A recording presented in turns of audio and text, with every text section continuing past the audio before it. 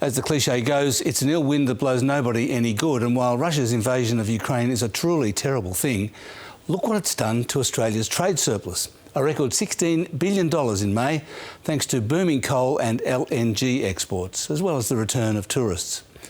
Meanwhile, one of the world's traditional trade surplus countries, Germany, has seen its surplus disappear because it's an importer of more expensive energy, not an exporter. And that's why the Australian dollar is rising against the euro while falling against the rampant US dollar. In the past 12 months, the US dollar has appreciated 15%, partly because of rising US interest rates, but also because the euro and the yen are collapsing as Europe's and Japan's trade accounts go over a cliff.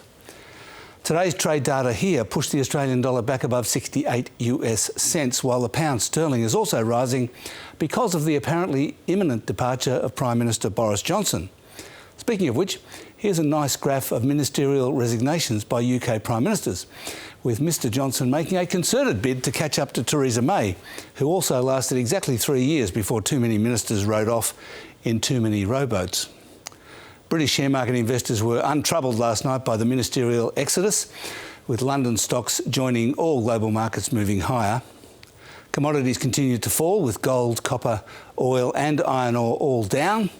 And the local share market rose 0.8%, with resources stocks bouncing back and banks and retailers also rising.